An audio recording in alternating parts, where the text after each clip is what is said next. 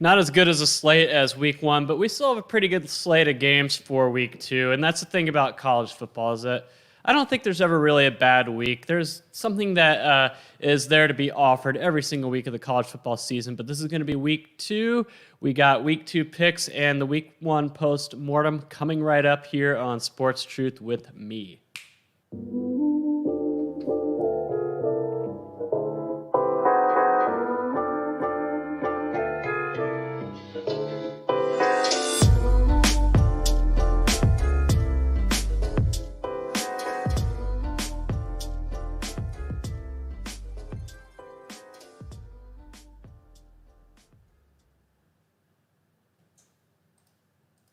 All right, so we got week 2 coming up. So let's recap week 1 real quick before we move on to week 2. So for week 1, not a lot of green overall, but like I said, that's without keys. But even with keys, things are still pretty barren.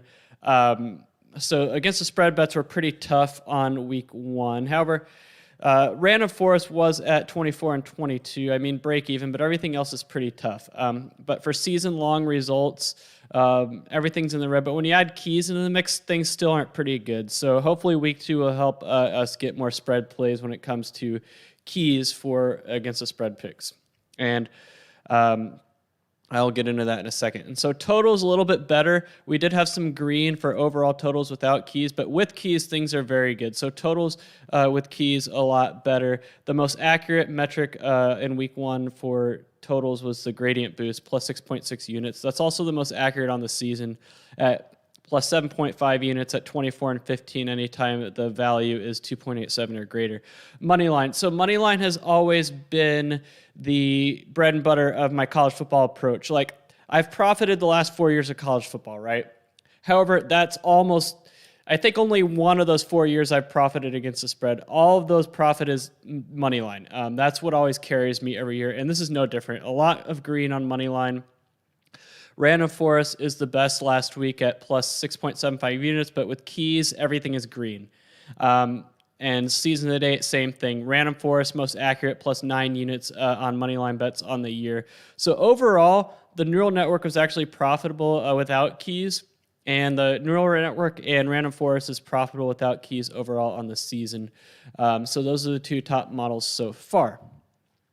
So if you're looking to follow any of these models, those 2 might be your bet. All right, so that's week 2 recap. So let's start getting into week 2 picks, and then we'll do a week 1 post-mortem afterward. All right, so we're going to start with Kansas and Coastal Carolina. So I was surprised to see Kansas as a 25.5 underdog, and I think that's a little high. 5 of my 6 models do have Kansas covering that. However, the gradient boost does not, and the gradient boost I think was the least accurate against the spread so far. Yeah, minus 13 units, so not a good omen for Coastal Carolina to cover. But with that being said, there's still a lot that Coastal Carolina should like. This is number 30 versus number 109. Both of these teams played FCS schools last week, so this will be their first game. So still 100% relying on preseason ratings here. But this is a Friday night game. So the other game on Friday night is a team coming off a disappointing opening week loss in UTEP, which is 2-0 against bad competition. How does my system see it? Well, it has all 6 models favoring UTEP covering the 25.5 here, and then also all 6 going over the 55 total. This is number 54 versus 120. So 2 blowouts on Friday night. So not if you want to stay home on Friday night to watch college football, there's probably better Fridays to do that. All right, let's get into Saturday's game, and we're going to progress from the worst games to the best. So this might not be the worst game of the week, but these 2 teams are coming off blowout losses to FCS schools, so they're going to lead us off. Vanderbilt at Colorado State. Which team is going to start a disappointing 0-2 on the year? Well, my system has Colorado State at minus 6.5 covering 3 of the models, and then Vanderbilt covering the other 3. So it's split, and it's also split on Moneyline. However, it's pretty consensus overplay here, over 51.5, a consensus. I do want to point out, though, that my model does not take into account FCS games, so it does not take into account that these 2 teams got blown out by FCS opponents. But with that being said, my model still projected both these teams to be pretty bad, although I think Colorado State and Vanderbilt are worse than 89 and 103, respectively. All right, moving on to a rivalry game, but a rivalry game that is bottom of the barrel in terms of quality. We got the Battle of New Mexico, UNM and New Mexico State. Now, New Mexico's a 19 favorite, but my system has New Mexico covering by more than that in 5 of the 6 models. Only the gradient boost, the least accurate metric so far, favors New Mexico State, who had a spirited loss at San Diego State. They played a lot better than what was expected, but with that being said, they're still a pretty bad team. 5 of the 6 metrics have this game going over the 54.5, but we'll see. New Mexico State offense did look better against San Diego State. Only one common matchup has New Mexico State winning, and that is the infamous 2019 Bowling Green Toledo game. For those of you new to this channel, in 2019, my model picked Toledo in that game. And I want to say Toledo is like a plus 1,800 money line. And I was like, you know what, they picked Bowling Green, my bad. Bowling Green was plus 1,800. And I said on camera, I'm not going to play that. There's no way Bowling Green wins. I'm going to veto that. And Bowling Green wins. And I missed out on a plus 1,800 even though my model had it. But with that being said, that's the only most similar matchup that favors New Mexico State here. So New Mexico and the over look to be it. All right, moving on to another pretty lousy matchup. This is not a rivalry game. This is a random non-conference game. We got Temple that got blown out by Rutgers 61-14. I mean, they gave up 60 points to Rutgers. And Akron that got blown out by Auburn, also giving up 60. So these two teams both gave up 60 last week. So what we'll give, well, neither team has a very good offense. But with bad defenses, Temple's a 6.5 favorite on the road, but I have them winning by about 12. All 6 models favor the spread for Temple. 5 of the 6 favor the over, but only 2 of them significantly. The other 3 are pretty close. But this is a pretty bad matchup. If you watch this game on Saturday and you're not a fan of either team, I don't know what you are doing. But yeah, I mean, not really much more to say about this one. Texas State and Florida International is next. This used to be a conference game, but it's not anymore. Whoops. So we got Texas State. This is a pick'em, so the spread is 0. The total is 55.5. However, my model is pretty overwhelming for Florida International here. Has them winning by about 7. All 6 models pretty overwhelming for them. This is number 101 versus 122. Texas State had a spirited home loss against Baylor, but now they're going on the road to face a Florida International team that we don't know how good they are. They did play FCS last week. But this is an overwhelming consensus for Florida International, and 5 of the 6 models going over on this one. Only the gradient boost going under, and that is the most accurate on totals so far, so keep that in mind. How you doing, Scott K? Long time no see. All right, so we got Southern Alabama and Bowling Green next. South Alabama had a pretty good win against Southern Miss, and Bowling Green played better than expected against Tennessee. We watched that game on Thursday night, and that was pretty fun. They did kind of hang around there against Tennessee for a little bit. However, I have South Alabama winning by about 20, so all 6 metrics have South Alabama winning and covering the 14.5. 5 of the 6 also have them on the money line. And here's an interesting thing. The gradient boost projects a total in this one to be 92.1. I wonder if that's an error or not. But either way, this is all going over as well. It looks like everything we have looked at so far is going over, which is interesting. Let's see if that trend continues. All right, we got Army and Western Kentucky. Okay, here's one that's going under. So anyway, Army and Western Kentucky. Army was a dog that won in blowout fashion on Saturday. I did not get that line. Western Kentucky played an FCS school, so we don't know anything about them yet. My model has Army winning by about 25. This is number 39 versus 119. This is a mismatch on paper, yet Army's only favored by 6.5. That is weird. So this might be the most lopsided spread play on the board. And hey, they came through for us last week. Why not this week for Army? Even at minus 263, there's a money line value play. But all 6 metrics going under here, under the 53.5.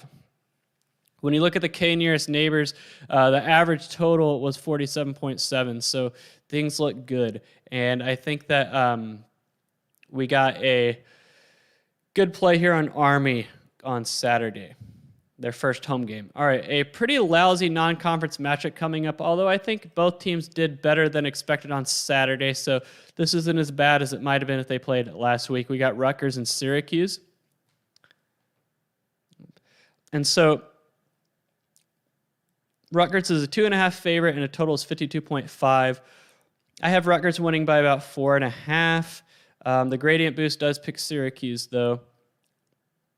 I've noticed that the gradient boost is picking really high totals. That is weird. I'm going to have to investigate that. That should not be the case.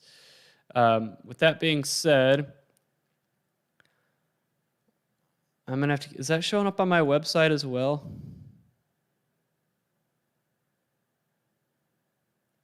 Whoops, that's last week. I just want to make sure this is showing up on my website before... All right, so what game was that? Rutgers and Syracuse. It does have a high total. I don't know why, but let's just roll with it. You know, the gradient boost can be weird like that because it's a reverse tree algorithm. And I don't see anything out of the ordinary outside of that one in the game we looked at with... there's another one that was South Alabama and Bowling Green, but those are the only two that I see looking weird. So let's continue. So 4 of the 6 metrics favor Rutgers here. All of them like Rutgers on the money line, minus 130. Remember, the money line is my bread and butter. And 5 of the 6 metrics going over here, with the K nearest neighbors the only one going under. So Rutgers is moving up to 51 in my system, so they're not a body bag team like they used to be. Syracuse did better than expected against Ohio, but we'll see if they can keep that going. All right, we got a game that should be a blowout, but it's I guess you could call it a rivalry game. We got Boston College and UMass, and Boston College is on the road here. However, expected to be lopsided. This is a 37.5 spread with a total of 59.5. And UMass is actually covering all 6 metrics, so if you like them as a dog, go ahead and play them. I would ignore the money line just because you probably can't find it. And then... but again, I don't want to hurt myself like I did with Toledo 2 years ago. But anyway, the total metrics are split. Boston College played an FCS team the other day. UMass played Pitt and looked a lot better than expected for most of the game. So it looks like they may be improving, but they're still number 129 out of 130. Georgia Southern and Florida State. What the heck? I might have put in a... Georgia Southern, Florida Atlantic. I might have put in the wrong abbreviation. Hold on. Georgia Southern. You know, I don't even have Georgia Southern. Aha. Okay, that's why. That's why. I forgot to put them. They're the only one I don't have. All right, moving on. Okay, now that they're in the system, we got Georgia Southern, a 7-point dog at Florida Atlantic. However, my model, when you combine them all, has Georgia Southern winning outright 57.9% of the time, average margin of 0.8. So therefore, Georgia Southern looks to be a good spread bet. All 6 metrics agree, but all 6 metrics agree this is going under the 48.5. That's a low total. But neither of these teams are impressive offensive teams, and we saw that with Florida Atlantic against Florida. They really struggled offensively. Up next, another game that should be a blowout and maybe the worst team in the country. They're the worst team in my model, UConn with Purdue on the road. Purdue's favored by 34, a total 58.5. Purdue beat Oregon State 30-21. 11 years to the date that Oregon State lost 30-21 in their opener in 2010. Same score, same date, 11 years apart, same result for Oregon State. Look it up. Their 2010 opener, they lost 30-21 on September 4th in 2010.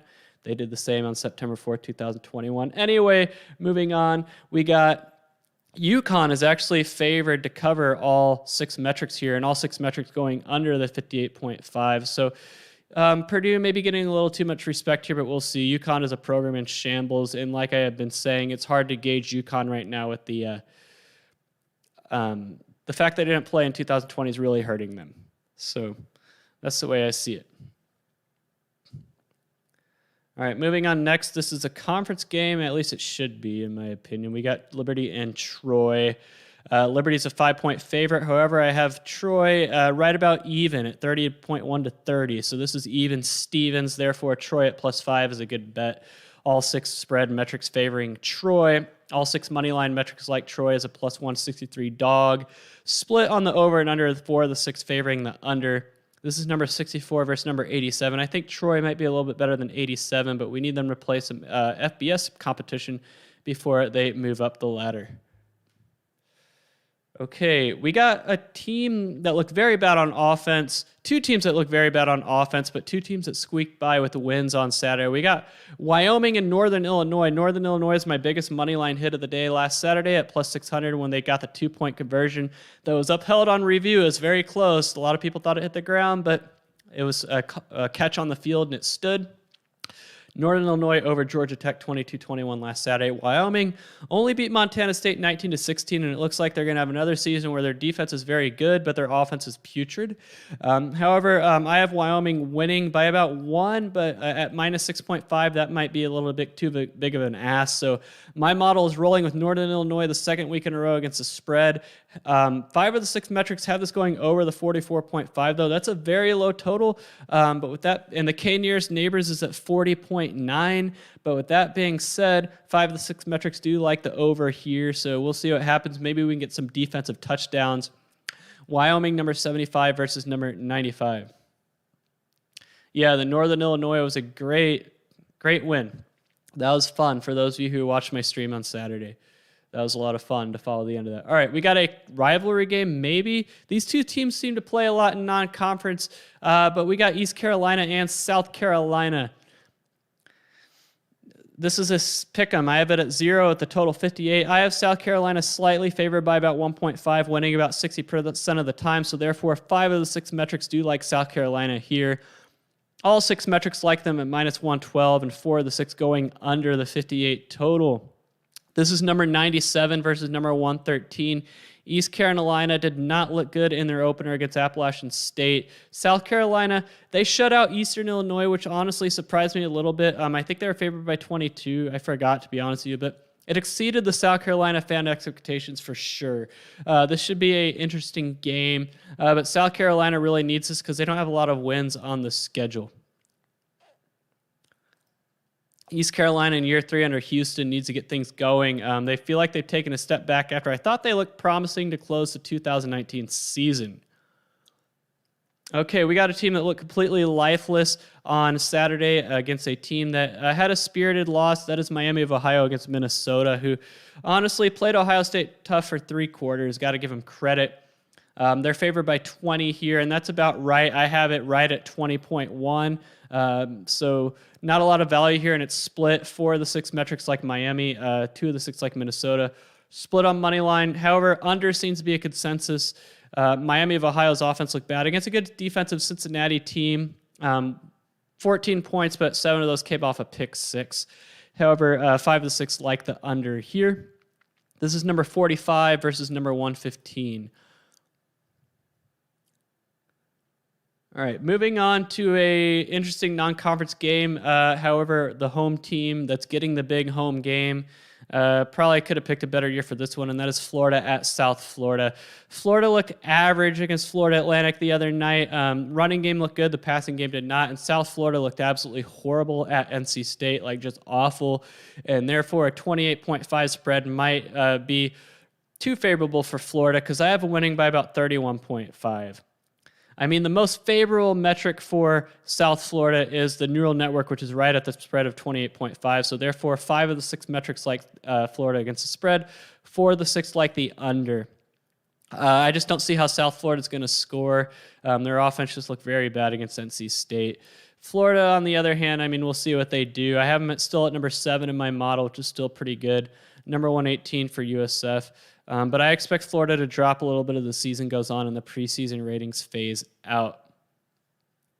But that was just, like I said, bad year for South Florida to get their home matchup against Florida. None of the K nearest neighbors models have South Florida winning, average of 47-11. So this looks like it's going to be a blowout. Florida is the play. All right, the team with a good home win on week 1 against a team that played FCS week 1. Let's see what happens, but we got Virginia Tech and Middle Tennessee. Virginia Tech favored by 20. I have them combined about 21.5. Average score 38-17. So 20 sounds about right. However, 5 of the 6 metrics do like Virginia Tech against the spread. Only the K nearest neighbors disagrees. 5 of the 6 metrics had this going over the 54. When you look at the K nearest neighbors, it's 54.8. So over, yeah, that sounds about right. I think Virginia Tech's offense, which sputtered after the first quarter against North Carolina, should have more success against MTSU. Eastern Michigan and Wisconsin is going to be our next game. Wisconsin, you have to wonder how they'll get up for this one after a disappointing home loss to Penn State to open up the year. But so how do you get up for your game against lowly Eastern Michigan after that? Well, my model does not think Wisconsin will cover this 25.5 because I only have them winning by about 18.7. Average score of 30-11. Total's 52. Looks like a good underplay. I mean, this is a consensus Eastern Michigan game. The K nearest neighbors total is 39.8, so this total is way too high, especially with the way Wisconsin's offense. I don't think their offense looked bad against Penn State. I mean, in the grand sense of things, what they didn't do is finish drives. They had a very bad, but they moved the ball. They just couldn't finish drives, and we'll look at that in the post-mortem when we're done with the picks. But Wisconsin's still number 10 in my model against number 88. But I think that spread might be a bit too high with their offensive issues. But if they can finish drives, they'll prove me wrong. Wowza Studios, I use a programming language and then I transfer it into Excel for the interface. All right, moving on to our next game, a rivalry game of sorts in the North Texas area. We got North Texas and SMU. SMU and North Texas both blew out their FCS competition on Saturday, so we don't really know about either team. With that being said, the spread is 22, and I think that is too generous for SMU. I only have it at 18, so therefore all 6 metrics do favor the mean green of North Texas. 5 of the 6 metrics have this going under the 73.5. We'll see. Both these teams are known for their offenses, so to speak, compared to their defenses. As you can see, number 33 offense and 97 offense, and the 120 defense at 71 defense, but we'll see. We'll see what happens. 73.5 might be a little high. The K nearest neighbors does have this going over, though, 78.1, so keep that in mind. Wowza Studios, I use R and transfer it over to Excel for the interface. All right, Memphis and Arkansas State, another one of those weird rivalry games. It seems like these two teams play every year. Memphis is a 5-point favorite. I have them winning by about 5.6 on the combined, 70.4% of the time. 5 of the 6 metrics do like Memphis against the spread. The K nearest neighbors disagrees. They're split on money lines, a little bit trending towards Memphis, though, and all 6 metrics do like this going under the 66. The K nearest neighbors has at 61.7, so this is a consensus. Memphis is slipping. They're down to number 62, and Arkansas State, I think they might be better than 100, but we will see how it plays out this year. All right, another game that should be a blowout, especially since the road team in this matchup laid a total egg at home last Saturday, and that is Georgia State and North Carolina. However, you have to wonder, I call this the letdown effect. Like, how do you get up for a game against a bad opponent after a letdown loss, which North Carolina had last Friday against Virginia Tech? It's a psychological thing. We'll see if they can get up. I don't think they're going to cover. I don't think UNC is going to cover the 26. I only have them winning by 18. They had some offensive issues the other day against Virginia Tech. All 6 metrics, I do like Georgia State covering the 26. It's split on money line. If you want to take a shot on Georgia State on the money line, and the neural network has them as a value play. That's the only one, though. 5 of the 6 metrics do have this going under 65.5. That makes sense considering both offenses did struggle in their week 1 games. UNC dropped to 29 in my model. That was a pretty big drop. Georgia State dropped to 96, another big drop. All right, this is a weird non-conference matchup. Hawaii and Oregon State. I mean, it's one of the closest non-conference opponents Hawaii can play in terms of traveling. I have Oregon State as 11-point favorite, but average margin is 14.3, so all 6 metrics do like Oregon State at minus 11. Hawaii, you just don't know with them. You just don't know. The money line, if you want to play a minus 455, the money line is also favoring Oregon State, and 5 of the 6 metrics do have this going under the 63.5. Oregon State down to 93 in my model. Hawaii is down to 124, so we're going to wait and see if they're really that bad. I don't think they are, but 11 seems pretty favorable for Oregon State. So go ahead and jump on that if you want to. Okay, another team that got blown out by an FCS team not blown out, but another team that lost to an FCS team in week 1 against a team that looked average against an FCS team in week 1. We got UNLV and Arizona State. Arizona State's a 32-point favorite. However, I only have them winning by about 26.5, so this is a consensus against the spread play for UNLV. Also, all 6 metrics like this one going over to the 53.5. The K nearest neighbors has it at about 59.8. Arizona State, like I said, the surprise team in my model, they dropped from number 9 to 12 in my rankings. Like I said, but you don't factor in FCS games, so you don't have the FCS loss factor in for UNLV, but we thought they were still going to be pretty bad. All right, a rivalry game of sorts that looked better on paper in week 1 after both teams looked very disappointing in their week 1 FCS matchups. That is Tulsa, who lost to UC Davis, and Oklahoma State, who almost lost to Missouri State. So neither of those things factored in, but I don't think it really matters. My model still has Oklahoma State winning by about 14.9, so covering the 12.5. All 6 metrics agree Oklahoma State here. All 5 of the 6 metrics do have this one going over the 52. The random forest is the only one that disagrees. And the random forest, let's see, how did it do against totals last for the season? It's not great, so I would not worry too much about that.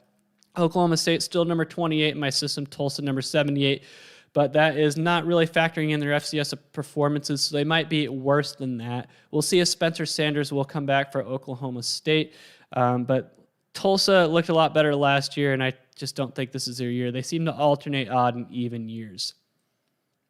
All right, this is kind of an interesting non-conference matchup because I believe the road team here has a very good defense, but I just don't think they're going to be able to do it offensively, and that is UAB at Georgia. Georgia's defense looked very strong against Clemson, up to number 7 in defensive drive efficiency in my system. The number 9 team. So I don't have a number 2 like the AP. I'm at number 9. UAB 81, not factoring in their offense game against Jacksonville State. But I have Georgia winning by about 22. The spread is 24.5. However, 3 of the 5 metrics like UAB. So it's split against the spread, split on over and under. 4 of the 6 like the under 45.5.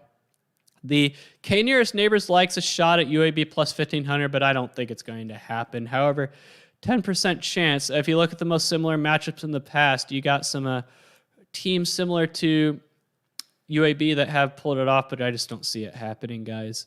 However, it should be fun for a quarter, maybe, especially with Georgia coming off that emotional win against Clemson. Might be looking ahead, might not taking UAB seriously.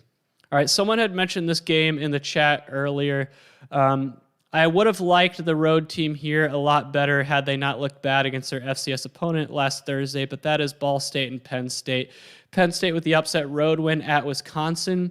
However, 22.5 favorite, I think that is way too respectful. I know Ball State looked bad or not great against their FCS opponent, and I know Penn State's coming off the big road win, but this is a letdown game for Penn State. Might not get up for this one, and Ball State will get up for this one. I only have Penn State winning by 4. Ball State's the number 38 team in my model, guys. Despite the win against Wisconsin, Penn State is only number 34. So the statistics did not like Penn State. The statistics did not like Penn State. Yes, they beat Wisconsin, but it was not pretty statistically for them. So I only have it at a 4-point margin. This is a weird game. I don't know. This might be like that Western Michigan game last week where my model is wrong, but this is a unanimous Ball State play. If you like them at plus 1050, go ahead and take them too, and also a unanimous underplay under 57. But yeah, this is interesting. Interesting matchup. Only 4 spots apart in my model, guys. Yeah, Ball State, do not overlook them. Like, they're a better team in terms of success rate. They're a better team in terms of field position, leverage rate, and defense, the better defensive team, despite Penn State's defensive performance against Wisconsin. I still like Ball State better defensively. Guys, this is more even than you guys think. Yeah, look ahead spot for Penn State, letdown spot. I like this spot for Ball State, I really do. All right, this is going to be a make or break game for the home team in this next matchup. We got Buffalo at Nebraska. This is Scott Frost. Can't look ahead here. Now, is Buffalo as good as they have been the past couple years? We don't know. They might be. They might not be. I doubt it, but we don't know about them yet. But this is a game that Nebraska can't lose, and I have Buffalo ranked higher in my model, number 61 versus number 83. Buffalo's ranked higher. However, since it's a road game, I have Nebraska winning by 3.3, but Buffalo winning 50.1% of the time. So 13.5, way too respectful. So this is a Buffalo spread money line play here.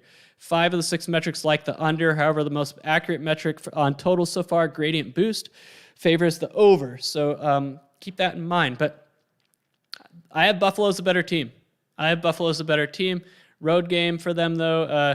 This is an interesting matchup. It really is. We'll see what happens.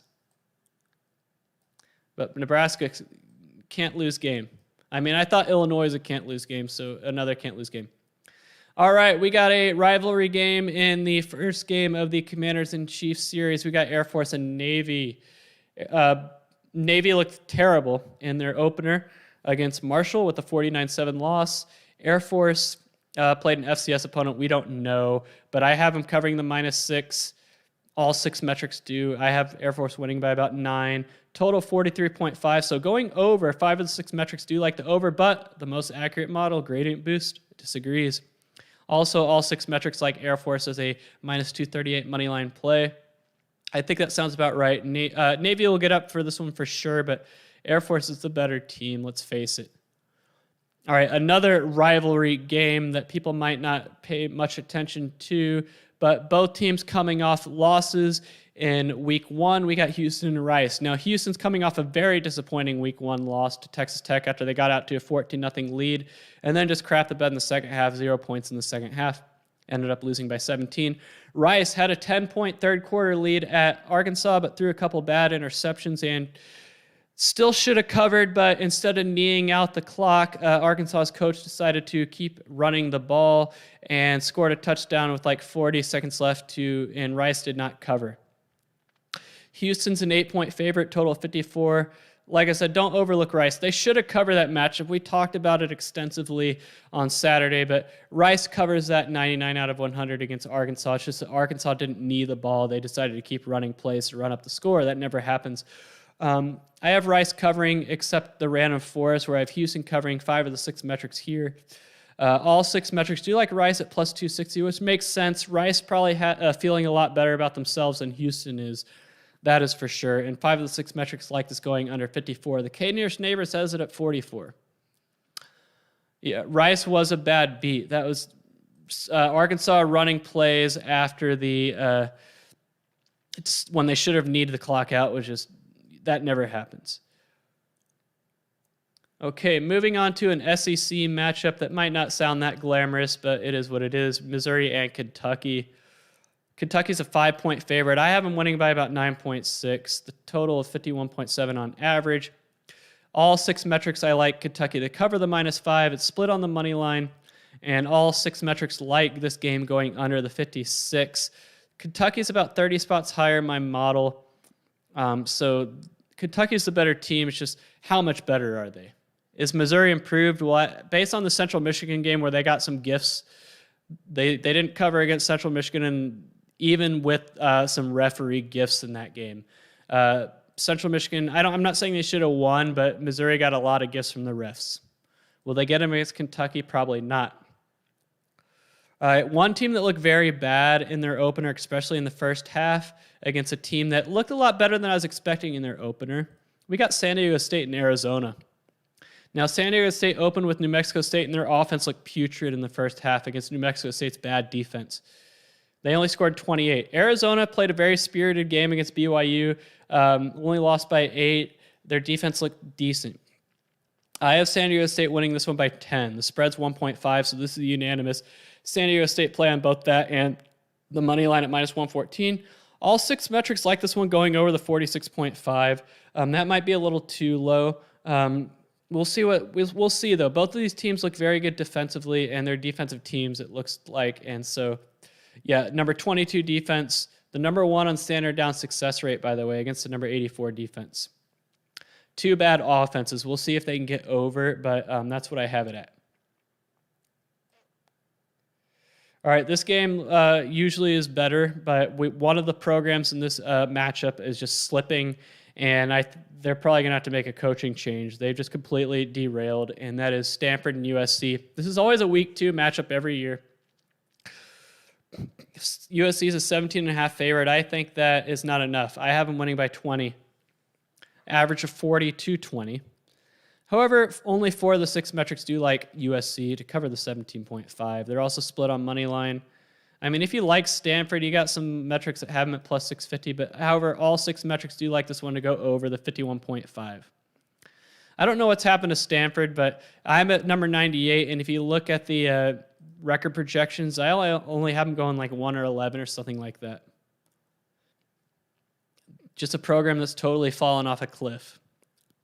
All right, this is a game that starts at 10 a.m. Central Time on Saturday. That's very early, but Virginia usually does that. They did that week 2 in 2019 against Ohio, and they're doing it week 2 again this year.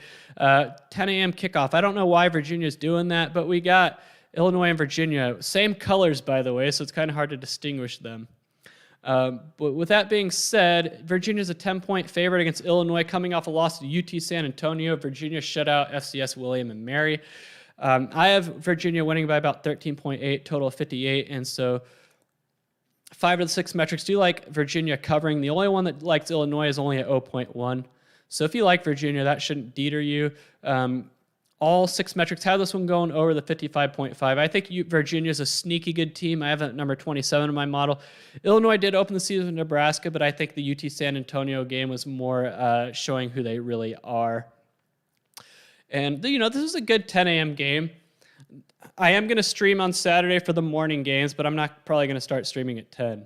So that game will be an hour in. With that being said, Indiana State and Northwestern, I do not do FCS games, unfortunately, so I won't be able to give you that one. Here's another game that's kicking off the day on Saturday that's, an interesting line. It really is. We got Pittsburgh and Tennessee. So this is interesting because Pitt is favored by 3.5, and they didn't look great against UMass, but Tennessee didn't look great against Bowling Green either. So these are two teams that looked not as good as they should have against overmatched competition on Thursday, on week 1, so to speak. I have Pitt winning by 0.9, but Tennessee winning 50.5% of the time. Therefore, all 6 metrics do like Tennessee to cover the 3.5. All 6 metrics like Tennessee at plus 138, and all 6 metrics have this one going over the 56.5. Neither of these teams look great offensively in their openers, so I think that total going under makes sense. Good game to start the Saturday, though. All right, this is an interesting matchup that I'm about to cover. Interesting because one team's coming off a short week and a emotional overtime win, and that is Toledo Notre Dame. This game's on Peacock.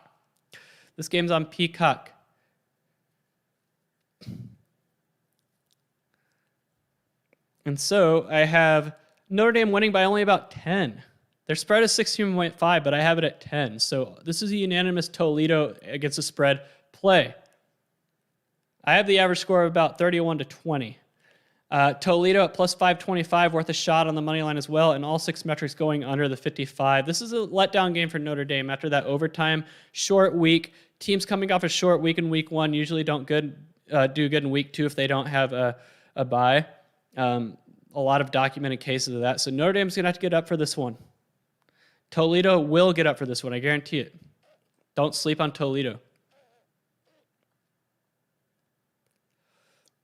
Okay, next matchup, former conference matchup, not anymore. I have some thoughts about this one, and that's Texas A&M and Colorado. I watched the Texas A&M game on Saturday night. We watched it on the stream. And the thing about Texas A&M, number 2 in my model, I think that might be a little too high. I was not impressed with their quarterback, Haynes King, but he was a freshman making his first start, but still, I don't think he's going to be a good enough quarterback, at least this season, to get him to the promised land. However, I do have him covering the 17 here in 5 of the 6 matchups. All 6 metrics going under the 51. I could see Texas A&M maybe struggling with the altitude, maybe struggling to score. Colorado, definitely a better defensive team than offensive team, but Colorado's going to struggle to score as well. They don't really do anything better than Texas A&M except maybe standard down defense and some of these secondary defensive stats. Kent State moved the ball well against Texas A&M, just couldn't finish. If Texas A&M plays like they played against Kent State, they'll have a fight on their hands. So with that being said, the 17, if you like Texas A&M, 5 of the 6 metrics do have them covering. and all 6 metrics going under the 51. Okay, moving on to a game I will be familiar with. We got Cal and TCU. Now, Cal lost to Nevada on Saturday night. TCU blew out their overmatched FCS opponent and played the second half on a running clock, only 12-minute halves. So I would not look into that very much. With that being said, TCU opened as an 8-point favorite, up to 11 now, and I don't think they're going to, at least my model doesn't have them covering the 11, but we will see. All 6 metrics do like Cal on the 11. 5 of the 6 metrics do like them at plus 370, and all 6 metrics have this going under 48. These are 2 defensive teams with inconsistent offenses, and from what I saw, I didn't watch the TCU game the other night, but I did watch some highlights, and just from what I've heard, their offense against an overmatched opponent was very vanilla, very bland, so we don't know. However, Cal's offense was unable to really move the ball against a not great Nevada defense, so they're going to struggle to score against this TCU defense. I only have them scoring an average of 19. All right, so 2 teams, one team that looked better than expected in their opener and one team that got lucky in their opener. This is not it. This is it. NC State and Mississippi State. Now, NC State blew out South Florida. Mississippi State got lucky against Louisiana Tech. Louisiana Tech's coach was a moron. We talked about this on the stream on Saturday. He settled for a 50-yard field goal with a freshman college kicker. He had a minute to run more offense, but instead decided 3 straight runs up the middle to run the clock out and kick a 50-yard field goal. Missed it, knuckleballed it, and Mississippi State wins by 1. NC State's a 2.5-point favorite. That sounds about right. I have them winning by 3.4. Win percentage is 65.6%. However, the spread bets are split, but NC State is a moneyline play minus 130, and all 6 metrics have this going under the 55. NC State's number 23 versus number 41. We'll have to wait and see if NC State's win against South Florida is actually meaningful or not, and if Mississippi State's slippage against Louisiana Tech was a sign of things to come or just first game jitters. Okay, the luster of this matchup got destroyed because the road team lost to an FCS team. That's Washington and Michigan. Unfortunately, this is still the primetime game on Saturday. Remember, FCS games not factored into the model, so it still has Washington covering the 6.5. 5 of the 6 metrics agree. 5 of the 6 metrics like Washington on the money line at plus 200. All 6 metrics have this going over the 49. Washington's offense only scored 16 against a Montana team. Michigan's offense looked decent against Western Michigan, but the Western Michigan was, we talked about on Saturday, not the greatest defense. I'll tell you what, Michigan can't lose this game. I would not overlook Washington. I know they lost to Montana, but maybe they can get that fixed. I don't know. It's interesting. I still have them at number 20 in my model, but like I said, I don't factor in FCS games. So if they get blown out by Michigan, we'll get the adjustment that we need. All right, this is an interesting matchup for many reasons. Appalachian State and Miami. Appalachian State, number 16 in my model. Miami, number 37. So I have Appalachian State as the better team. Miami coming off of that deflating season opening loss to Alabama. Can they get up for this one? Appalachian State's a 9.5 dog, but I have them winning outright by about 2.5. Wrong team favored, in my opinion. Against the spread, unanimous play for Appalachian State here. Unanimous money line play at plus 255. It's split on the total. The K nearest neighbors, team similar to Appalachian State, wins 63.3% of the time by an average of 5.7. I would not discount Appalachian State here. This is a bad line, in my opinion. It should not be that high. Miami is not that good. All right, maybe my most anticipated game of the day on Saturday, and it's a night game. Will I stay up for it and stream it? We'll see.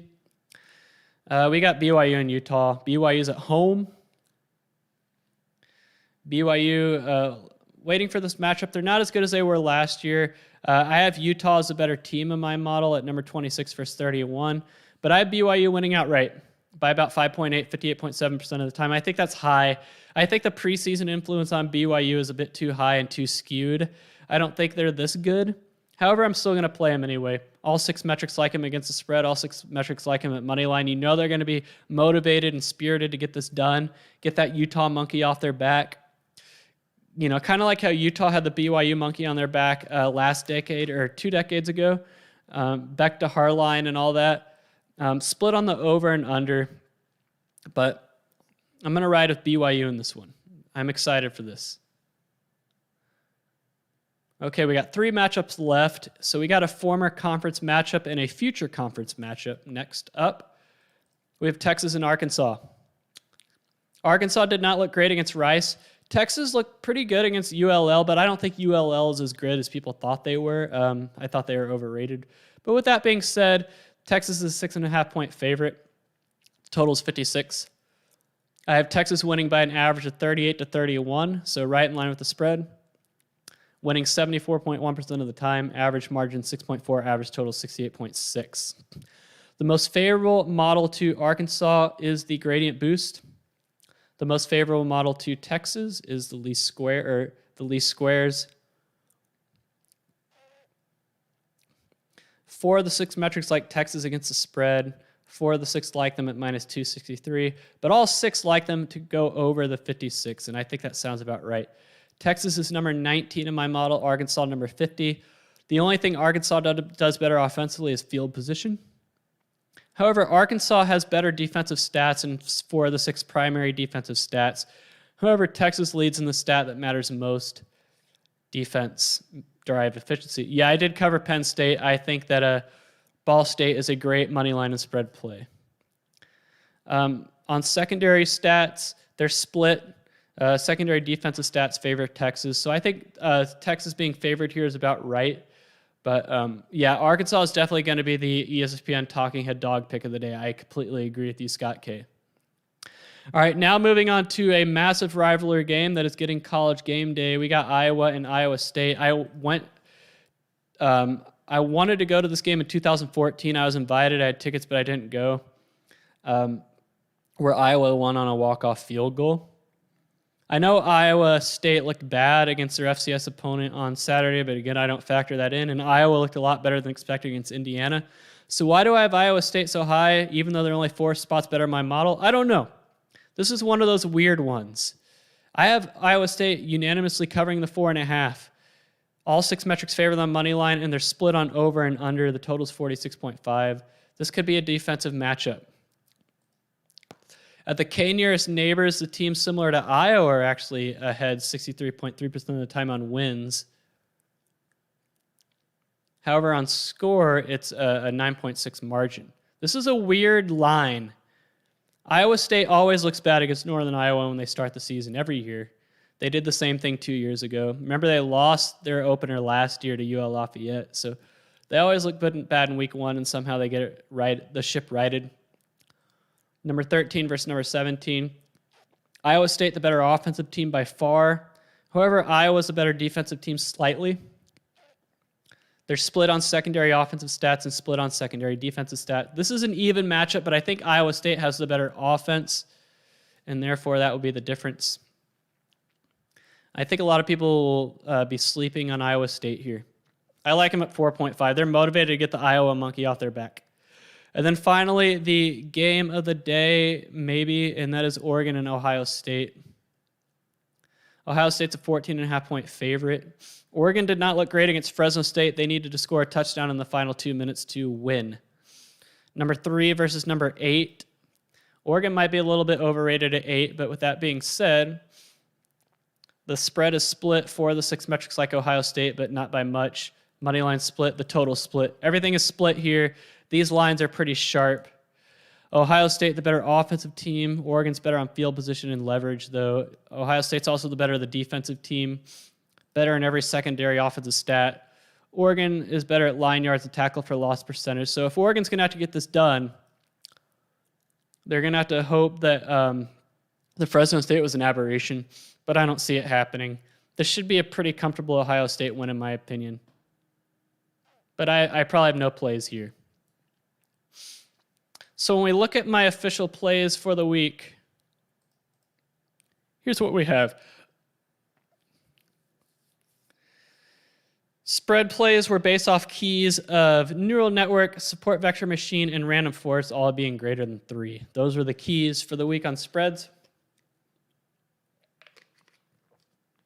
We got Virginia minus 10, Army minus 6.5, Toledo plus 16.5, UConn plus 34, Georgia Southern +7, Buffalo +13.5, Ball State +22.5, Florida International Pick'em, North Texas +22, App State +9.5, Eastern Michigan +25.5, Troy +5, New Mexico -19, Kentucky -5, Georgia State +26, Washington +6.5, San Diego State -1.5, BYU +7.5, UNLV +32, and Oregon State -11 are the spread plays this week that I am on. And when we look at how I did last week on my official plays, I went 15-19, 12-14, 4-7. Like I said, money line is always my bread and butter. With that being said, I did find out that I calculated home advantage incorrectly for spread plays last week. So I got that fixed for this week, so hopefully I do a little bit better. Totals, we got UNLV over 53.5, Texas over, South Alabama over, Washington, Michigan over, Vanderbilt, Colorado State over, San Diego State, Arizona over, Rutgers, Syracuse over, Wyoming, Northern Illinois over, Stanford, USC over. And then for unders, we have BYUUtah, Kentucky, Missouri, Mississippi State, NC State, Arkansas State, Memphis, Wisconsin, Eastern Michigan, SMU North Texas, Penn State, Ball State, Colorado, Texas A&M, Florida Atlantic, Georgia Southern, UConn, Purdue, Notre Dame, Toledo, Tennessee, Pitt, and Army, Western Kentucky are under plays. And then money line plays this week. Army -263, Tennessee +138, Oregon +450. I'm interesting to see that.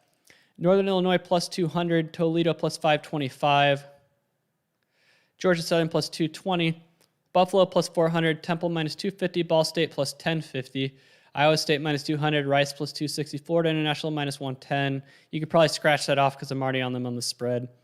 App State +255, Troy +163, NC State -130, Washington +200, San Diego State -114, and BYU 220. Yeah, I'll go back to Coastal Carolina, Kansas for you, Scott K. I think we talked about how the spread's probably a little bit too high for -25.5. I have 5 of the 6 metrics covering, 5 of the 6 metrics going over. All right, and those are the picks for this week. Now let's talk about week 1. Now I plan on doing the post-mortem videos and the picks videos separate, but there's some features I added to my website that I just didn't have done yet that I wanted to have done for the post-mortem videos, and I've been able to get a lot of those in. So when we talk about the post-mortem, let's talk about this new feature on my website, the game leaders. So single game team leaders. So the best performances of the week. The best drive efficiency of performance was Auburn against Akron. They had a raw drive efficiency of 4, which is adjusted down to 2.9, which is still the best last week. Some other drive efficiency superlatives: Texas against ULL and Alabama against Miami. Cincinnati and Miami of Ohio, Ohio State and Minnesota, and Ole Miss and Louisville. The best defensive drive efficiency performances of last week for Clemson and Georgia, 1-2, both of those teams. Alabama is number 3, Kansas State number 4, and Virginia Tech number 5. You can look at those things on the website if you go to Game Leaders. The most explosive offense last week is Ole Miss against Louisville, and the most efficient offense was Auburn against Akron. The best offensive line performance was Cincinnati.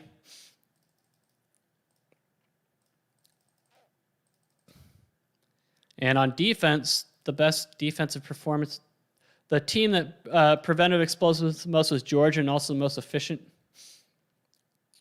The best defensive line was UCF. But you can look at those things on my website. Another feature I added, if you go to a team's schedule, where's Texas A&M at? Is this box score feature. Now, it's not complete. There's still some things I want to add to the box score page, but this is interesting because it gives you these play-by-play information. All right? And for those of you who watched my stream on Saturday, I created that real-time win expectation metric, and I added that into the play-by-play. So you can look at a game's entire play-by-play data, and you can see what the real-time win percentage was, the real-time expected margin, the real-time cover percentage, the expected ROI for money lines, the expected score, the expected total, and the percent chance the game goes over, and the inverse under. So you can get this for all the games last week. Now, I was working on this on Saturday, and I literally spent all day on Sunday and Monday working on this page to get it right, because there's so much intricacies in the play-by-play data to get this right.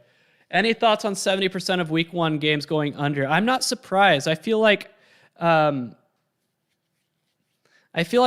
I was talking about that last week, and last week I was like, I have a lot of these games going under, and that's what happened because the way you calculate things, I feel like offenses might have been inflated in 2020. Let's put it that way. And therefore, when you factor that in, it's going to inflate the totals as well. But yes, this took a lot of effort to get this right, and it's still not 100% there. There's still some things I need to smooth out, so this isn't there yet. But what I want to do with this data is, what was the biggest impact plays of the week in terms of added win percentage? What were the biggest plays of the week in terms of the game covering and everything? So one of the things I still need to fix is the pregame cover percentage isn't factoring in home advantage. I need to fix that. But with that being said, I picked this game because Kent State should have covered. This is a bad beat, and we talked about this on stream. But their cover percentage got as high as 94.5%. No, here it is. Their cover percentage was 97.9% in the third quarter with 10:27 to go, down 10-3. Their cover percentage was 97.9%. And even after Texas A&M made the field goal, it was still at 95.2%. But then they threw an interception for a touchdown, but their cover percentage dropped from 96.3% to 72.3%. And then when Texas A&M scored a 63-yard touchdown run in the third quarter to go up 23, it dropped to 47.3%. But then it got back up to 60.1% after they sacked Haynes King to move it to 3rd and 13 with 12:24 to go in the fourth quarter, down 27-3. But then Haynes King throws a 14-yard touchdown on 3rd and 13, and it drops to 28.1%. But then Kent State scores a touchdown with 8:27 to go in the fourth quarter, and it goes back up to 65.2%.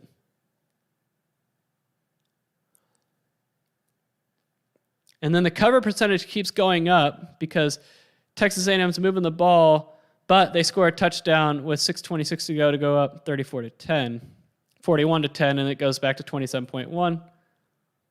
And they just could never get it back up there. But here's the deal. They missed a field goal right here, and they did miss a field goal right here, but that wasn't in the play-by-play data for some reason.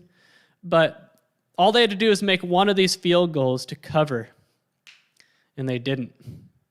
That was a bad beat. 2 chip shot field goals missed at the end, and they did not get it. I have some videos, Hoodie, about the advanced stats I use for college football. Tackle for loss rate on UMass. It's because they didn't have a tackle for loss. So UMass was not tackled for a loss once. And that's why they were the leader last week. And it was down adjusted to minus 3.3%. So the adjusted stats can go to below 0. But that was a really interesting. So let's look at another yo-yo game. Where is Duke and Charlotte? That was another yo-yo game.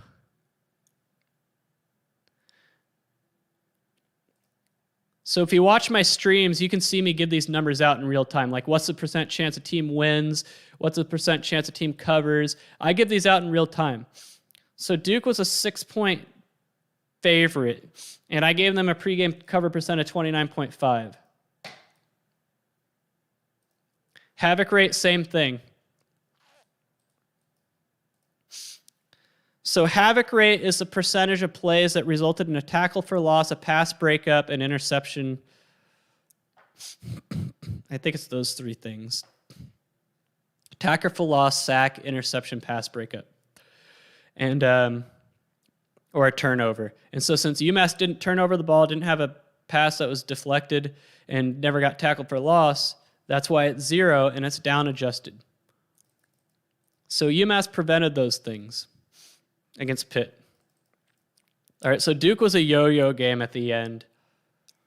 So let's look at these live win percentages. So Duke's win percentage fluctuated. It got up to 61.2% in the second quarter right before halftime when Charlotte had to punt. But it was at 46.8 at halftime.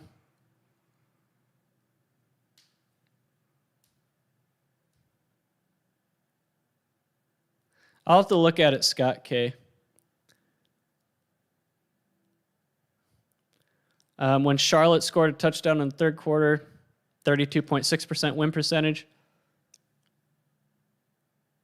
But then their win percentage moves up to 80.5 after they were up 21-17 and had a 38-yard run with 9:50 to go in the game. But then penalties pushed them back in 53.2%, but then they score a touchdown with 1:44 to go to get back up to 81.1 on a 53-yard touchdown run. And then Charlotte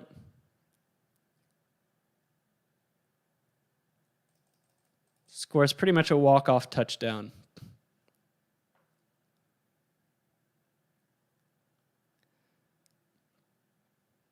The UMass data. Well, we can look at it. There's a website, cfbstats.com, that gives stats for UMass, and we can see if they had a tackle for loss or not. And where's Pitt?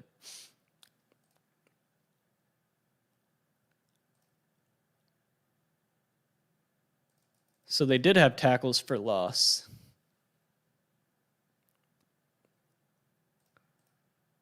They had 6 against UMass. Maybe the data I got was bad.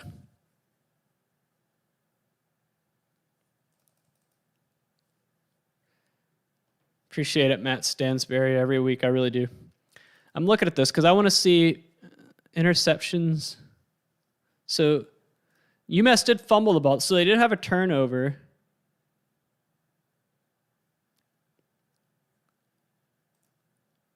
And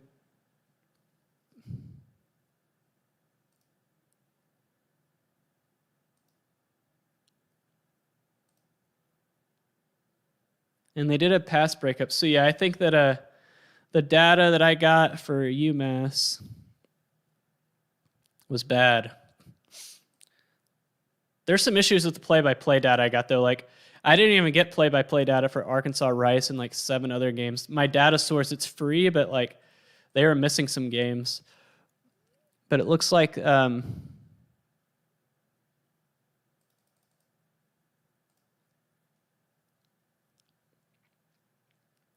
that data is bad for UMass. So I'll have to take a look at it. Thanks for pointing that out, Scott K. If there's 5 games I liked against the spread, it would be Ball State. Ball State's 1. Appalachian State. I like Army. Who else do I like? I like Virginia, and I like Georgia State. Those are my 5.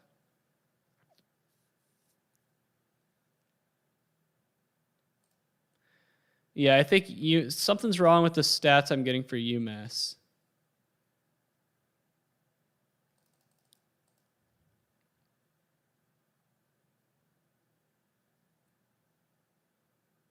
Yeah, Scott, I appreciate that. I don't know why it's like that. Let me go into my raw play-by-play data where I track these things, and I can figure it out. Yep. Whoop, wrong file. Scott K, coming through like he usually does. So I track these things in this file.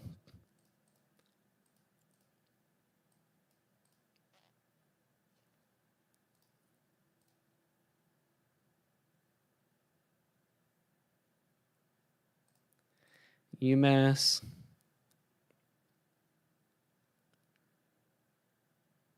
Looks like we have data missing. Yep, that's exactly the problem. Data's missing. We only have, yeah.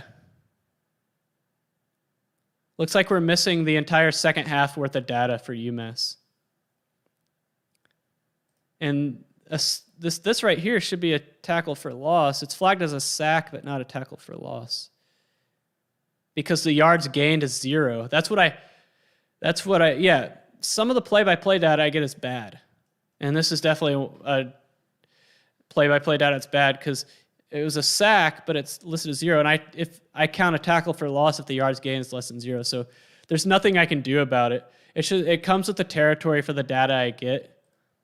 Hopefully it'll be fixed at some point, but you just have to roll with the punches, so to speak. But I don't think tackle for loss factors into any of my models, so I wouldn't worry too much about it. However, using partial play-by-play data for stats like OPPA and success rate will factor in. But yeah, it's just one of those things. Nothing I can do about it. Just have to roll with it. That's why you have preseason ratings to help fill in the gaps for when things like that happen. Yeah, the top havoc rate would probably be the team that prevented the other team from disrupting them. There's 2 ways you can measure offensive line. Adjusted line yards is a good way to measure it. Because that's a stat that measures like how much the offensive line does its job on running plays. And then various stats that can measure, but havoc rate's a good catch-all stat for offensive. Like sack rate is going to measure, pass blocking, tackle for loss rate, and stuff rate's another one that measures offensive lines. A lot of these secondary stats are offensive line stats. Click on havoc rate. That's another thing. I want to say South Florida. South Florida is another one. So it looks like anything that's at 0 is a game where the data is probably bad. Because it's very unlikely you're going to have a stat of 0 on havoc. It's very unlikely because that assumes you have no tackles for loss, no turnovers, no pass breakups. It's very unlikely. Yeah, those look like the games that had faulty play-by-play data. Hopefully that gets fixed. I sent a message to the guy who runs the stats, and he said it's sometimes it's like that, but eventually the gaps get filled. And then defensive havoc rate. Kansas State was the top, 24.4% adjusted. Down adjusted from 20. So 1/4 of every play that Stanford ran against Kansas State was disrupted. That's impressive. Georgia, I'm not surprised they're up there because it seemed like they were disrupting every Clemson play.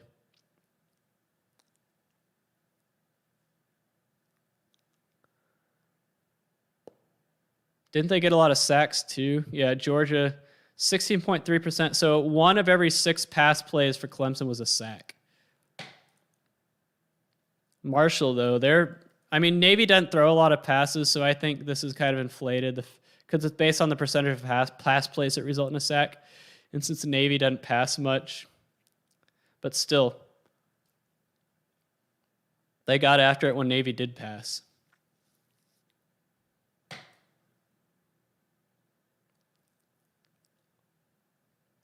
Who are the most explosive offenses? Ole Miss. Ole Miss was the most explosive offense of week 1. Then Auburn. Even though it was against Auburn had a higher raw value than Ole Miss, but it got down adjusted because their opponent was worse. Cincinnati was pretty explosive, then Alabama and Ohio State.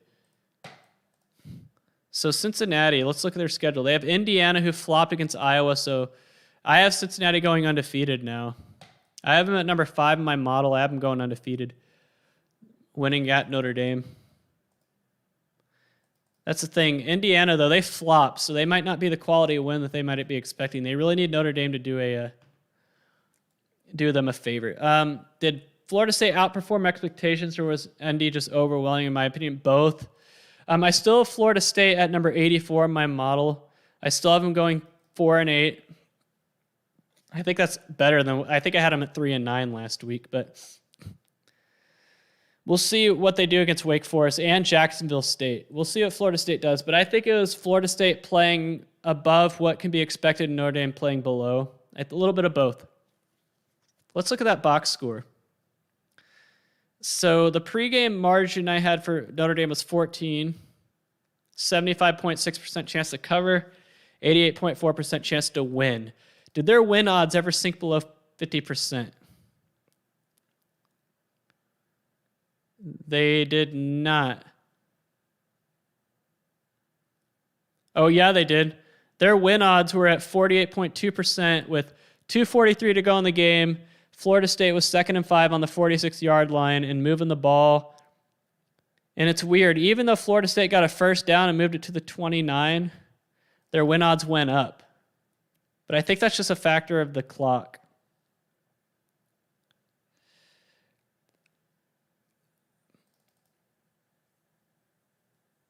There must have been a penalty or something in there. That's why their win odds went up. Because 2nd and 5 from the 46, 5 yards for a first down, and 12 yards for, I can't explain it. It's a weird, I don't know. It's a model. But that third down stop on third down, which was almost a fumble, which allowed Florida State to make that field goal. So they're at 54.5%. Notre Dame tried, but that interception at the end of regulation on a Hail Mary. So they're at 56.1 at start of overtime. And then 76.5% after the missed field goal, and the rest was history. Their cover odds, though, that touchdown that Florida State scored to pull within 3 with 5:36 to go dropped their cover odds from 75.1 to 18.3. The game hit 100% over at the 4:37 mark in the third quarter. The pregame over was only 35%, and it got as low as 31.2% at around halftime. So Florida State's moneyline ROI peaked at 0.66 right here. So that was a fun game. So ultimately what I like to do with this page is add like a graph to where you can like see the like win percentage on a line graph. That's probably something I'll work on maybe tomorrow. And also add like the team stats, like what was each team's statistics for the game.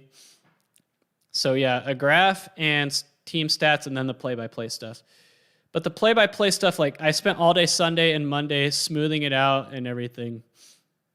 But if you watch my streams on Saturday, and I plan on streaming this Saturday for the morning games and the night games, not the mid games though. But morning games, night. But I actually have these real-time models that I can use to give projections for like live cover, for live betting and all that. All these models are good to go. Because remember, I figured out that it was flawed when Oklahoma and Tulane had gone over, yet it only gave it a 76% chance to go over. I went back and fixed all that, so now it's good. Speaking of which, let's look at the Oklahoma and Tulane play-by-play. So Oklahoma dropped a 6 in my model. Their drive efficiency, remember when I said it was not high enough? But it got down adjusted from last week. Their drive efficiency for the game was not that good. Let's see what it was. I want to say it was only like 0.5 or something. Oklahoma. It was 0.3. So yeah, not good. Let's look at that box score for the Tulane game. So I actually had Tulane at 88% chance to cover coming into the game. Their win percentage was 5.9%. How high did it get for Tulane there at the end? Because remember, Oklahoma was up 37-14, and their win percentage was at 0.5, but their cover percentage was still 67.3. And the over percentage was 72.2. But then Tulane started roaring back.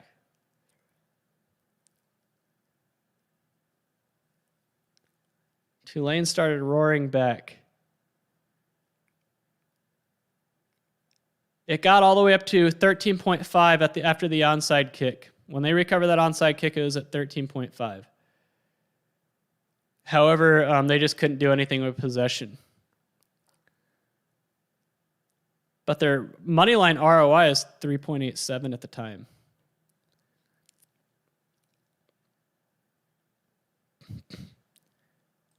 So that was a really interesting game at the end.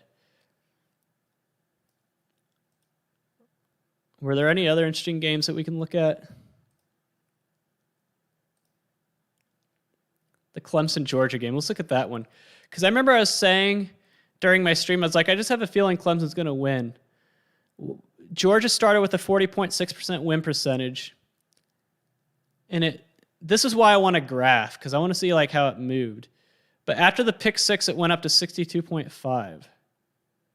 And then it just kind of hovered around there. When Georgia went up 10-0, it was at 81. Clemson hitting that field goal with 9:08 to go brought it to 82.9%. So when Clemson got a first down to the 50-yard line, they're at 76.5%. But then the sack after that is what dropped them.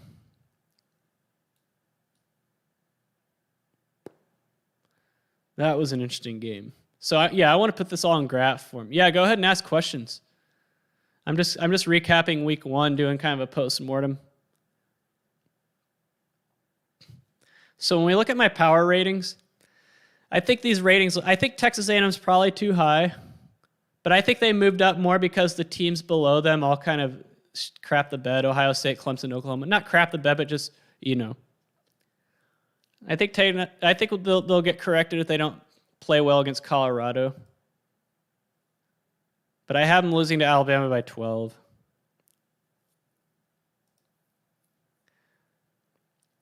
Let's see, is there any teams I think Georgia should probably be higher than 9. They should definitely be above Oregon. Florida's probably too high. Arizona State's probably too high. Iowa State's probably too high. Appalachian State's probably too high. I don't think Iowa's high enough. So yeah, there's room for a lot of movement. Overall, my takeaways from week one is that I think Georgia really showed themselves. If we're looking at the overreaction team of week one, it's definitely Ole Miss. I think people are going to overreact to them. I think people are going to overreact to Texas.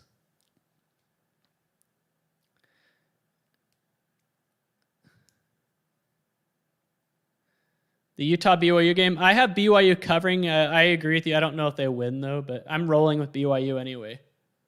How come Penn State fell 8 spots? That's a great question. I was wondering the same thing myself, but sometimes you win a game, but your stats indicate that you shouldn't have won. So that's why on these box scores I want to put like what the team stats were. But Penn State, their stats weren't impressive. That's the problem. Do I think UCLA is warranted at their current ranking at 821? Absolutely. At 21, yes. I think it's very warranted. And they'll probably be, I'll see them being 6-0 going into the Washington game. They're only going to keep going higher, guys. Going to the Washington, they'll be 6-0. They're only going to keep going higher. I don't think they're going to go undefeated. I think they can win the Pac-12 South.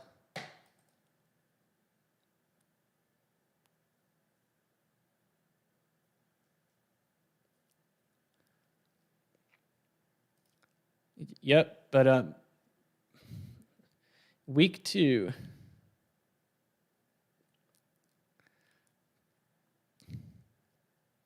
So Baylor was a team that moved up, which is weird. They did not look great against number 122 in my model, yet they moved up. That was weird.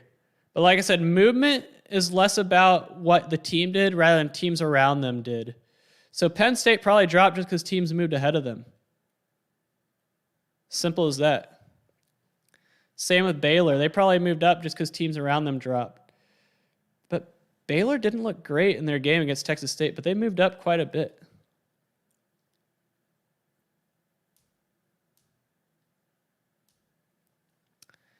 Any ideas on how to scale down an ELO-based system?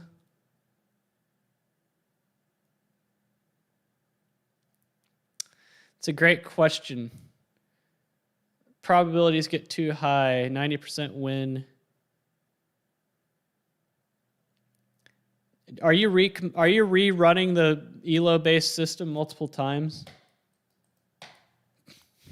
You feed the output of the first run into the output of the second run.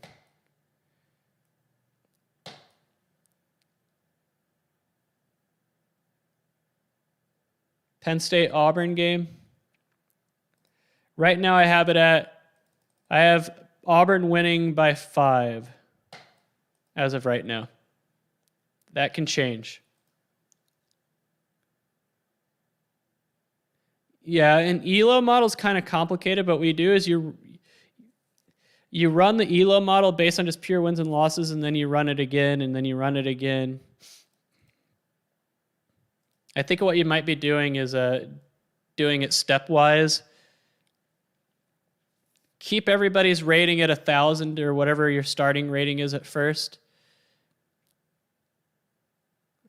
That's what it's hard to explain what I mean, but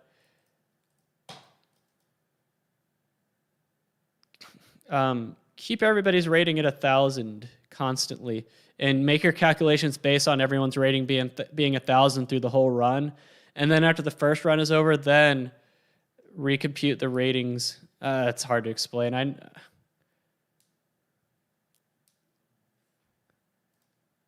Hard to explain. But yeah, I'm as confused as anyone as Baylor moving up,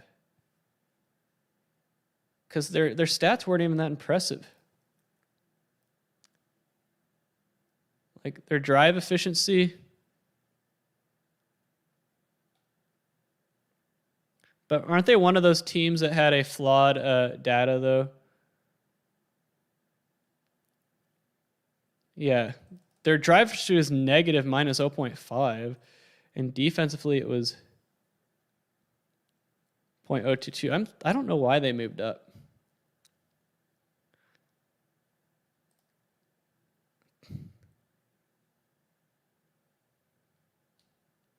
Investigate, I must. Probably because their defense is still strong. That's probably why.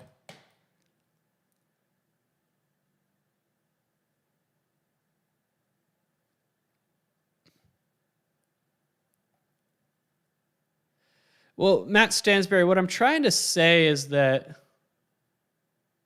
appreciate it, Mark Frost. What I'm trying to say, Matt Stansberry, is you run the entire schedule. Yeah, you keep them at the same rating each week, and when the run is done, then everyone should have their rating, right?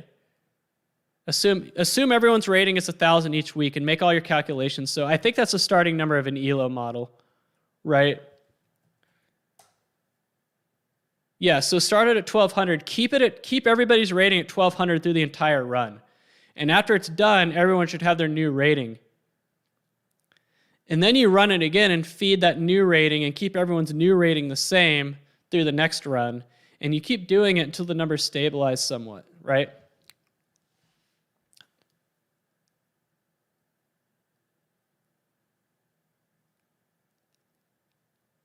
Yeah. So you run it multiple times, but you keep everybody's rating stable throughout the entire run and only change the rating after the entire run's done and you do it again. That's what I'm trying to say.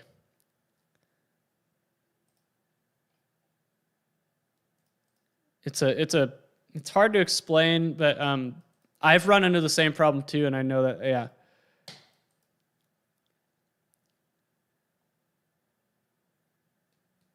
you recompile it to another, it's called recompiling.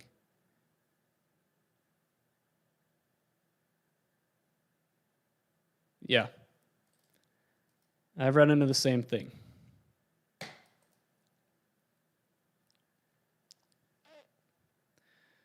All right, just looking at, is there anything else I want to point out from last week? Washington State had a pretty bad loss.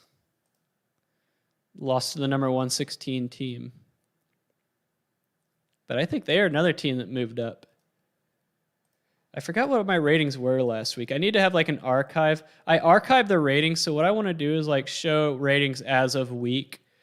Like put like a bar right here that changes the ratings to what they were for a certain week. But I'm pretty sure I archived them. Yeah, I think targeting is ridiculous. All right, so I don't have the actual rating formula.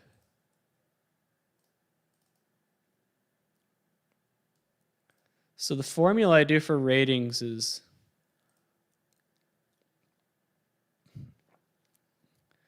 but let me take Baylor. I'm going to take Baylor because I want to investigate why they moved up.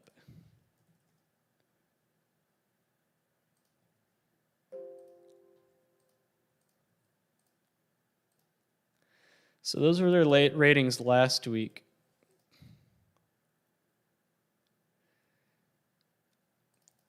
And then their ratings this week. Whoops, wrong one. Whoa.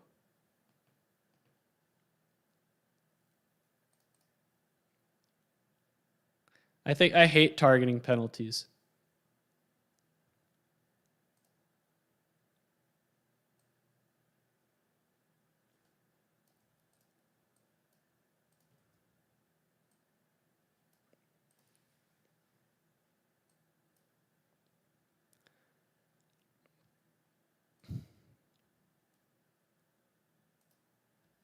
Whoops, that's the wrong file.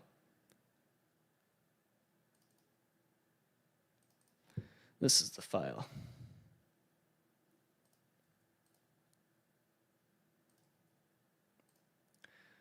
Because I just, they moved up. They were like not as high in my model as, I think they were like in the 40s last week. So, whoops.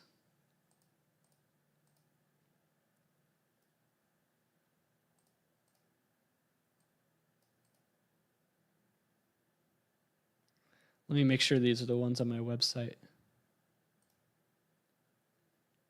No, those aren't the stats on my website.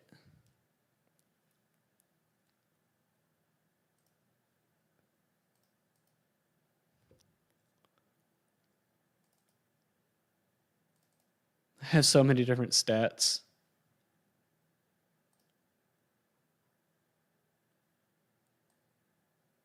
That number is different from what's on my website. Oh, wait.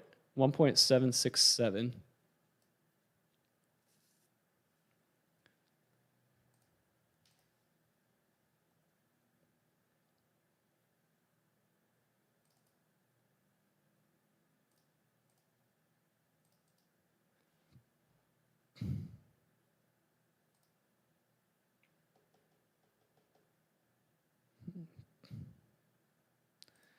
That's weird. The numbers don't match.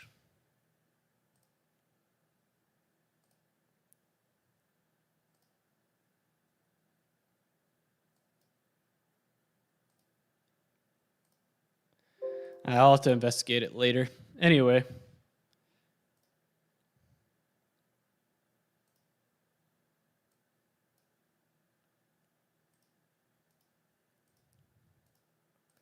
Yeah, when I run the file,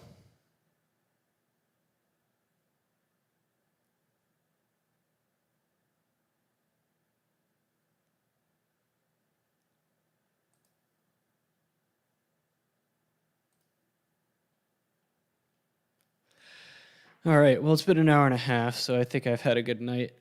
So I do plan on streaming on Saturday morning at 11 a.m. Central Time. for the morning games, then I'll take a break, and then I'll be back for the night games. So that's the plan Saturday, everybody. All right. Thanks, everyone, for tuning in. I will be back on Saturday.